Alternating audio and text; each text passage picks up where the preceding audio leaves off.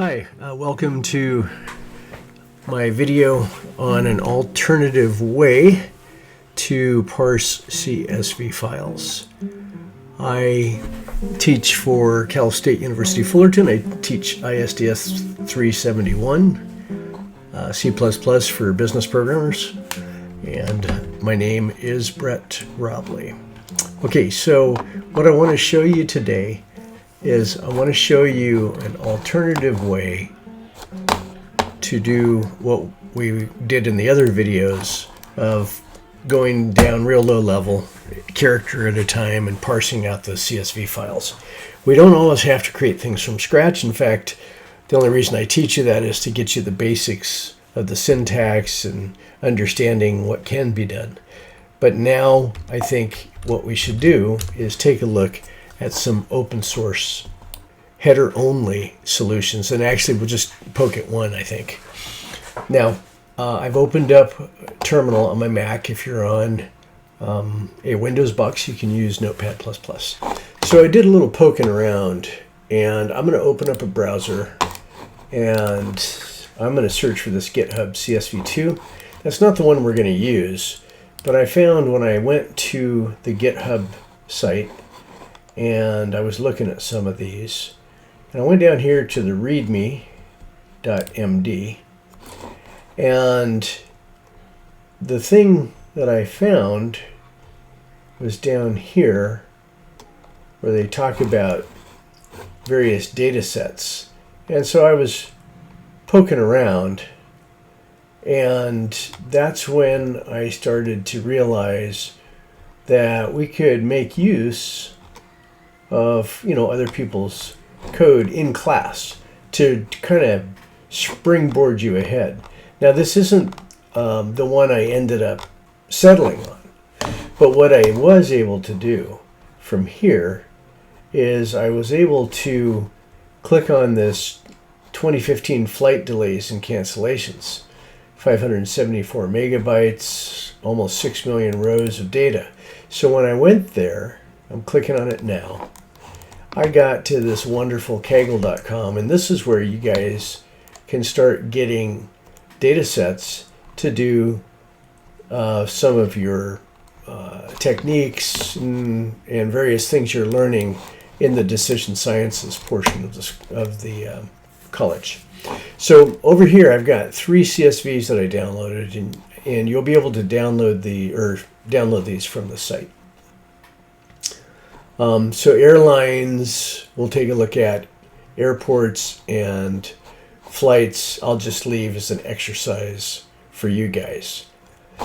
So now let me jump back to where I want to take you, which is the other GitHub. I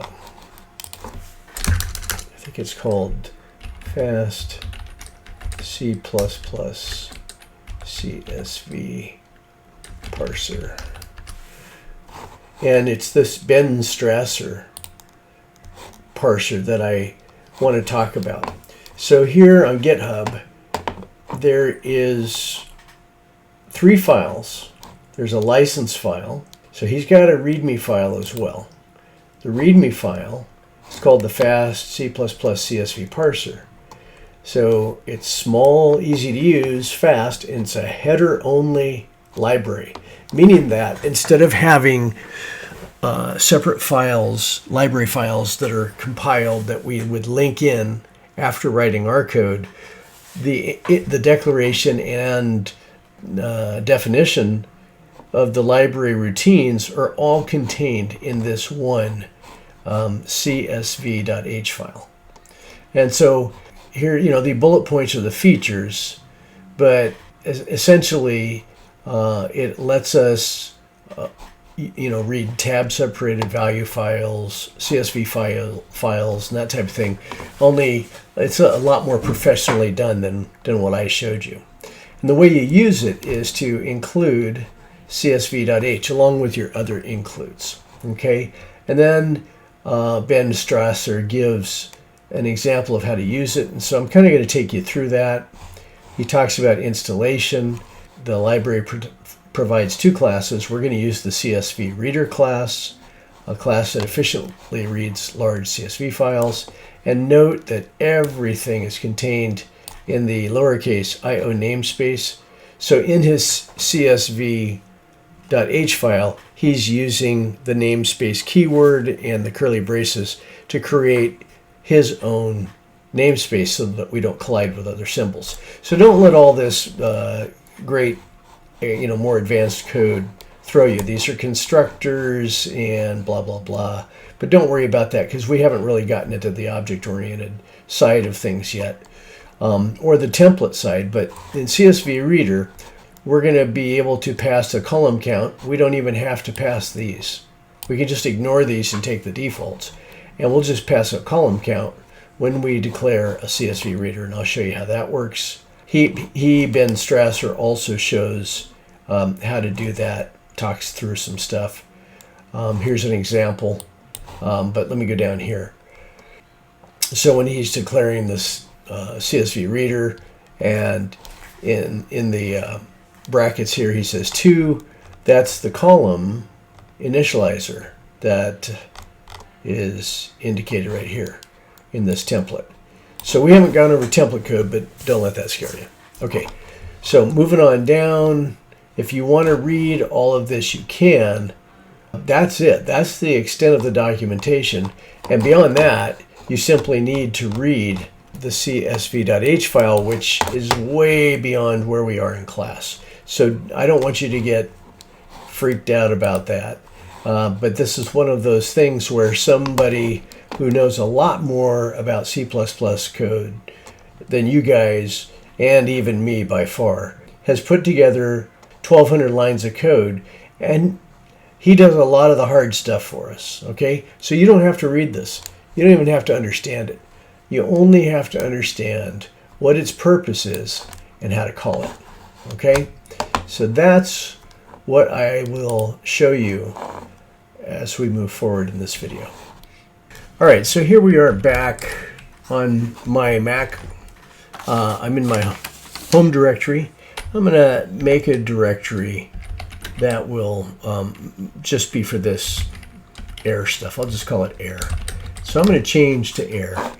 And now I'll go back and I'm going to show you exactly how I downloaded these. So fast C++ CSV parser, and we'll go to the Ben Strasser parser. Okay, so what I did to download the .h file is to click on it, and then come over here, and we're in GitHub, and click on raw. Okay, so now I've got this raw page, and then using my Command A, or on Windows you'd use your Control A, you select all of the raw code, and then I'll use Command C to copy. You can also go up here and just say Edit, Copy. That's your Command C. And again on Windows it's going to be Control C. And notice paste is going to be in a later operation. I'm going to do a Command V on Apple, and you Windows folks are going to do a Control V to do the paste. So I've copied all this code to my clipboard. So now using my VI editor, for you Mac folks, I'll just create, I don't know, this isn't a very good title, but I'll say airspace.cpp. I'll create a file called csv.h, and then I'm going to hit I for insert, and now I'll do Command V to insert what was on my clipboard. So that's one way to download Ben Strasser's csv.h file. Okay, I'll go ahead and save this, and now you can see there it is. And if I count it, just like we did with our word count project, you can see there's 1,273 lines. I can dump it to the screen with cat csv.h, and sure enough, there's all the code. But again, you do not have to read this code. You do not have to worry about this code, but it's there if you need to go look at it. But it's got a lot of advanced stuff in it. Okay, so now to utilize this code, or this header file, for this advanced functionality, I'm going to just create air CPP. And just like when we include other things, IO stream for our C out, C in, etc., include IO manip so we can do something a little bit nicer, with our output. Now, since it's in the current directory along with the same directory where my CPP code file is going to be, I'm going to say include double quote csv.h, and then of course, being lazy, I'll use namespace standard as the default. Okay, but remember, Ben Strasser is using the IO namespace. So now I'm going to GitHub CSV2. This is where I found the nice links for the data files on Kaggle. And so I'm going to go through and click on the README file. I'm going to come down here to the 2015 flight delays and cancellations. And then I'm going to come down here and I'm going to click on that, and it's going to, or click here, sorry. Click here, and it's going to download it. Now it wants you to log in, so that's one way to get it. I will post these on the course website, but I just signed in with my Google.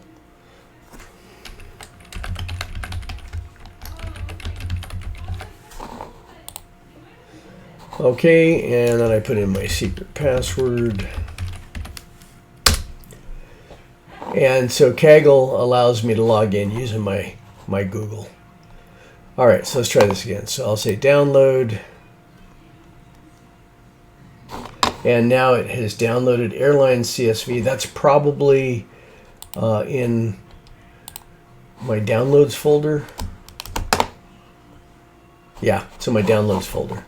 Okay, and then let me also go get, I'm going to hit the airports, and then I'm going to hit the download, and here comes my airports file. And then just to show you, this is a huge file. I'm going to click on flights, and I'm going to download flights, and that's going to take a minute or so. So you get the point there, so I won't worry about finishing that one, because we're going to focus basically on just the first two. So now I know that my files are in my home directory under downloads. So I'll just do my little Unix trick here. And I've got airlines CSV, airport CSV, and this is still in work. That's why you see the .cr download. But don't worry about that. I'm just going to copy the airline CSV and airport CSV into the directory I created. So here's my full path. So let me go back to my home and air, and now I'm back here. That's a Unix trick. You Windows folks, you're just simply going to go something like cd users, your login name, and then downloads. And that's where when you do that, that's where you're going to find the files that you downloaded. Okay, so I'm back in my working directory, and I'm going to say copy. Windows people will say copy, but Unix people will say copy, and I'll say home directory, downloads. So this little tilde symbol is a shorthand on Unix to say my login directory. So that translates to user spread R, and I don't always have to type it out. And then I'll say airlines.csv to the current directory. Oh, see, I misspelled downloads, my bad. Let me fix that. Okay, and then I'll do the same thing, up arrow, and go get airports from the downloads directory to current. And now you can see here's the csv.h that I copied onto my clipboard and then inserted to my VI to create a new file. Here's the air.cpp source code that I'm starting to type, and then here's my two download files. Now, for you Windows people, you can say something like this. You can say more airlines.csv. You can say that on Unix too. And you can see that the airlines file It's already at the end, and it's only got 2 columns. It's got the IATA code and the airline. So UA is United Airlines. If I want to know how many records I have in airlines.csv, I use my WC-L, so we have 14 airlines plus 1 header line. This is the header line. And then if I wanted to see how many lines in my airports file, I do that. Okay, so there's 322 airports, most likely with a header line, so let's take a look at that. And more is a paginator, so it stops so I can see, okay, 1, 2, 3, 4, 5, 6, 7 fields. The IATA code separated by a comma, and then the airport's name, Lehigh Valley International Airport. The city is Allentown, state Pennsylvania. The country is USA. And then we have a latitude and a longitude for where that airport is located on our sphere, on the Earth.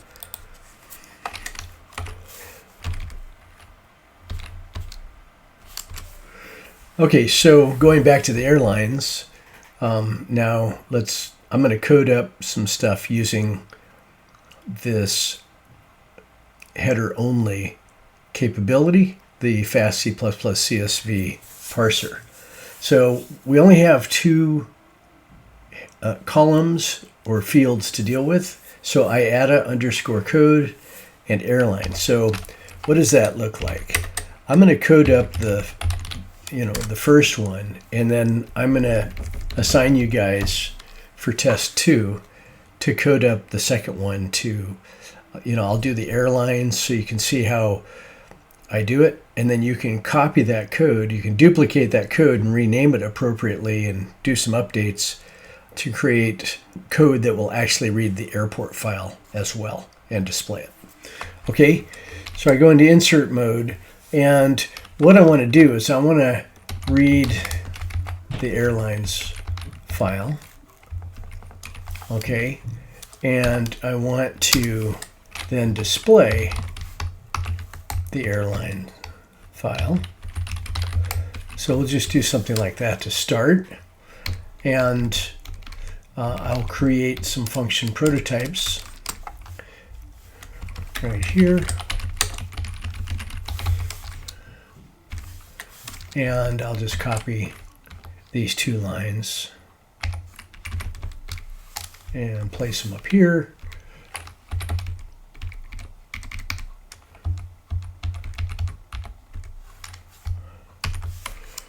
Okay, so that gets us started off, and I'll create my stub functions, stub, S-T-U-B, and I'll say void read airlines. Actually, I can put them on one line until I do something with it. And void display airlines. And in the body, I'll say something like cout read airlines.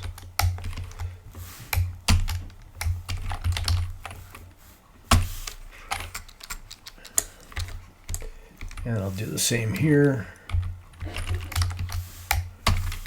Display airlines. Okay, let's see if this compiles and we'll fix anything. C++ air.cpp. And it's taken a long time. That's okay. And let's see what we have here. Oh, we got all kinds of errors. And it's talking about csv.h. Well, you can go back and read the documentation, but I encountered this. And so what's happening is when I include right here csv.h, it's including all 1,273 lines of code from the csv.h file. And we need to make sure that we're compiling with a compiler that is conformant to at least C++ I can't remember, 11 or 14. So what I do is I'll pass it minus standard, or std, equals C++ 17, since that's what we're using in this class. Now I have a problem on 8 and 9, and that's because when I copied them, I forgot to tell it what the type of return is. So we'll say void so it matches. Okay. All right. So then I just use up arrow, and this this clever device tells my compiler, hey, we're compiling using the C++ 17 standard, and so now we don't get all the errors we got before up here when we just called the compiler without this switch.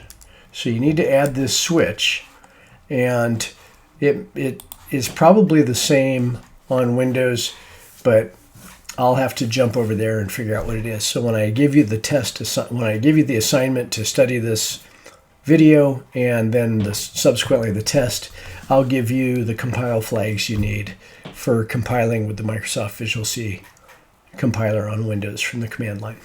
Okay, so that compiled, we get our a.out file, so I'm going to run this, and there we go. It prints out read airlines, display airlines, but we haven't really made anything yet, but that's really how I want to develop this. So main is my driver function. That's what drives the logic, so the less cluttered we can keep it, the better. And so I'm thinking at a high level. I want to read the airline file into memory, and then I want to go back through and display the airline records that I stored in memory. And the reason I like to read them into memory, into structures in an array, is so that I can do all kinds of processing once I get my information in there. Okay, so now we want to go and build out read airlines. So I'll format it here so we can go vertical a little bit.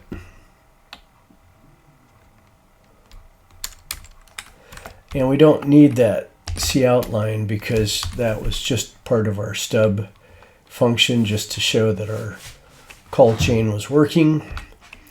And now, jumping back to the Ben Strasser fast C++ CSV parser documentation, we note that the library provides two classes, line reader and CSV reader. So we're going to use CSV reader for this example. So I'm going to go past the line reader. Okay, here we go. CSV reader uses policies. These are classes with only static members to allow. Okay, you don't need to care about that so much. But here's the class definition. And here's the template code above, which I showed you some template stuff in class. But essentially, we're going to ignore all of this. It's going to default. And we're just going to pass the number 2 after CSV reader. So we're going to basically instantiate an object of the CSV reader class, and we're going to use the template capabilities to pass it a 2, so it knows we're only going to be reading 2 columns. Okay? And then you'll see that we'll use the read header and read row eventually. Let me go back up here. He didn't document the constructors, and so we're going to say, we're going to give it a name, CSV reader, we're going to call it something, and then we'll have a file name in quotes. That's essentially the first constructor. It's a little confusing because he said, like, your constructors are the same as above. Okay, so the way that works, the way that falls out, is we're going to say, let's just ignore that little thing for the moment, and we'll say CSV reader, which is the name of the class, and here's the template thing, and then I'm going to call this airlines, and we're going to pass it the name of the file we want CSV reader to open, airlines.csv. It's in the same directory as our code, and so that's how we do it. The reason I put spaces here is just to show you that This is just the namespace and the scope resolution operator, and that's where CSV Reader is found. So that's why that code looks like that. You don't need the spaces, but the spaces might make it a little bit easier for you to just look at this as here's a class type and here's the object name, and it's a constructor. We're passing it a parameter. And by the way, we're using some templating capabilities to tell CSV Reader to set itself up to read a file that has only 2 columns. Okay, so we'll see more on that. Okay, so now that's how we open the file.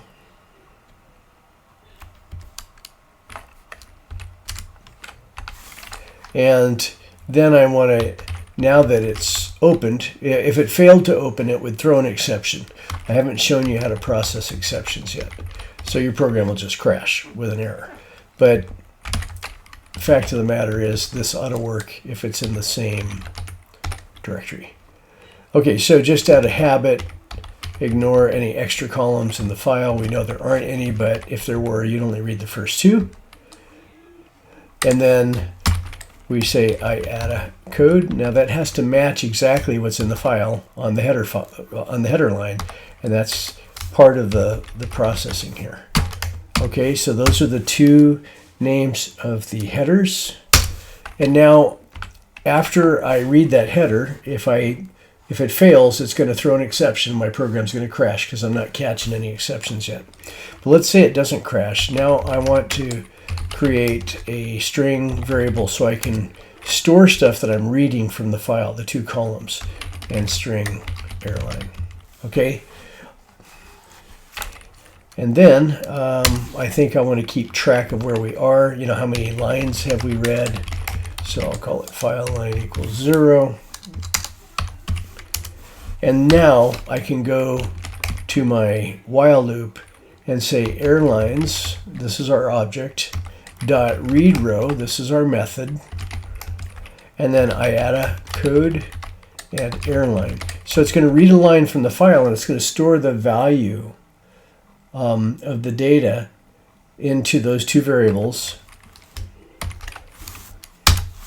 Okay, and I'll put my little curly braces here. And now I can say airline underscore list. Remember, that comes from up above here. Oh, I'm missing my structure. Okay, let me go make a structure so that I can store all of the airlines that I read from the file in memory for future processing.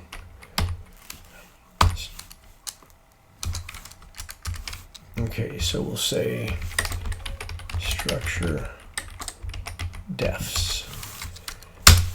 And I'm going to want to make, let's start like this, struct, I think I'll call this airlines, that's my tag, my curly brace, and my ending curly brace plus trailing semicolon, because those 2 curly braces in a struct are what we call a statement syntax. It's not a code block, and so therefore you need the trailing semicolon after.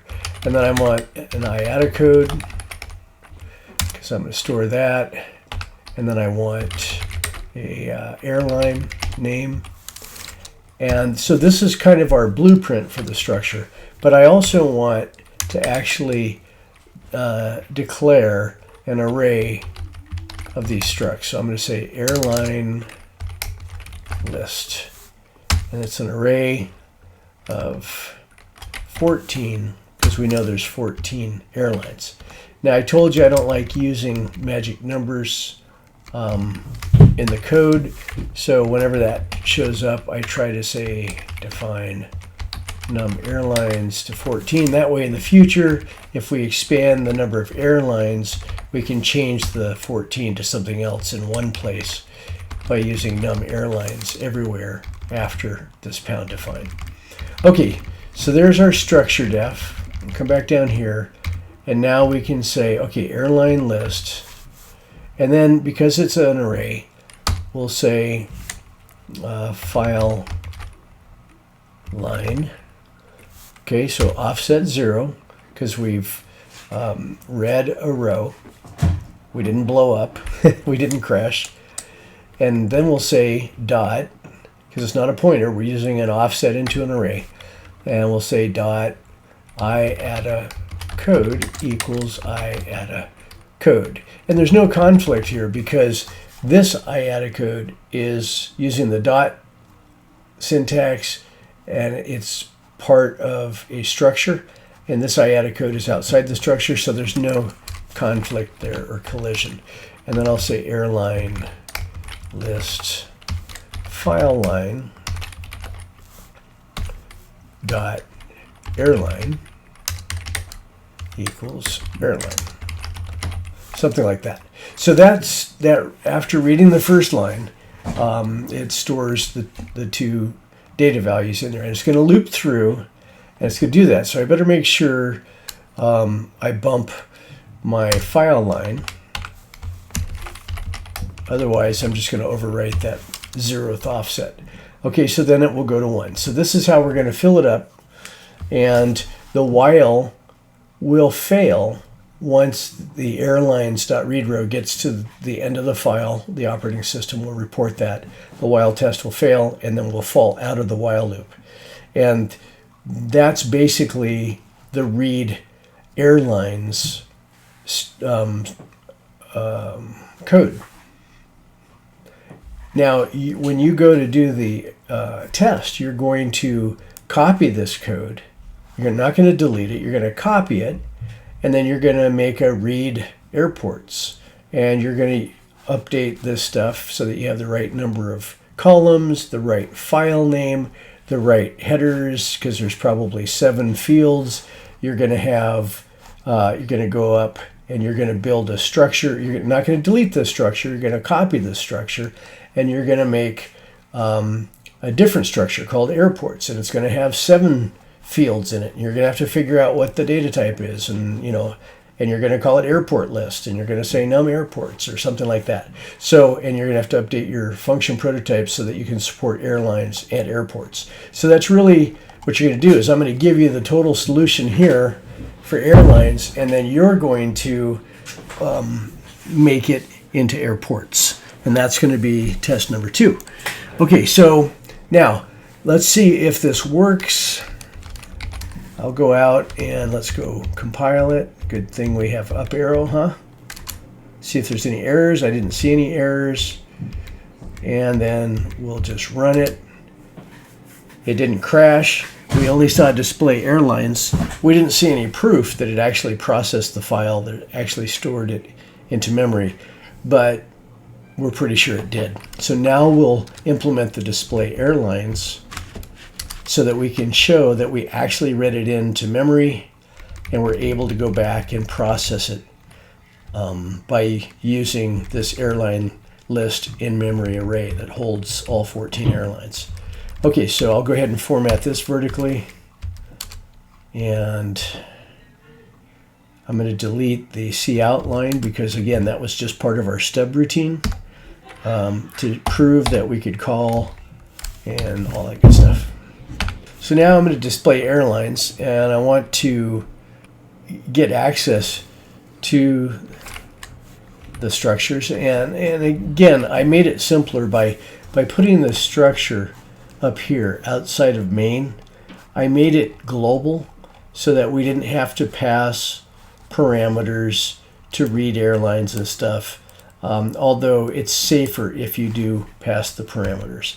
But I'm trying to keep it simple for now. Okay, so display outlines. I'm going to output, I'll just do a blank line to get some space. I'm going to set width to 5 lines, and I think I'll print the line number so we can see kind of an ordinal value for, is this the first airline we encountered, or the second, or the third? I'll put in the iaddA code header. So this is a literal string. I need to probably check my quoting here. There we go.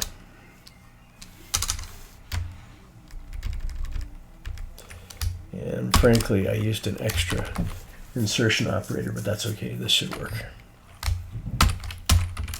And then there was the airline. And then we end that quote. And get a new line. And now all I think I want to do, well, let me test this. I'll compile this and run it. Okay, no errors. Okay, there's my header. And so now let's do the rest of this. Okay, so now we'll say loop through int I equals 0, I less than num airlines. And here again, you see us using the pound define rather than using a magic number 14, because this means that we don't have to go back through all of our code and find out where all those hard-coded 14s are, and that's why we use the preprocessor that way. Use those symbols. Okay, so now I'll say cout and pretty much set width to 5, and then I'll say write justify. I don't think I have to do that, but I'll do it anyway. And then if I just print I, it's going to print a 0, and that's going to look weird to a user. So I'll say I plus 1 to make it human friendly. So the first airline, the 0th airline, is the first airline, but it'll say 1. And then I think I'll do a colon and a space just for prettiness. Maybe I'll just do a tab. Okay, and then I'll go get airline underbar list sub I, so that's 0, right? The first structure. And I'll say dot IATA underbar code. And then I'll continue the line. The new line is white space, and so the compiler just ignores it. A couple of tabs. And then I'll say airline underscore list sub I dot airline, and then I'll print a new line, and that should allow us to loop through it. Let's see if this works or if I have errors. Oh, good. Boom. So that's the whole program. I didn't, it's not all that sophisticated, but you see that we're using a header-only library with some pretty cool CSV processing that makes our programming easier, and it can make it more robust, although I didn't show you all the features and how to catch errors and so on and so forth. But let's stop here. This is a pretty long video, and what you need to do is study this, put this code together, and then when I give you test 1, you're going to basically take this program, your working program, and you're going to update it so that you can also read in all the airports and print those out to the screen. And that's pretty simple, but I just wanted to show you that you've learned enough that you can now start looking around at headerless libraries that other people have created and start doing some pretty cool stuff with it. Okay, that's all for now.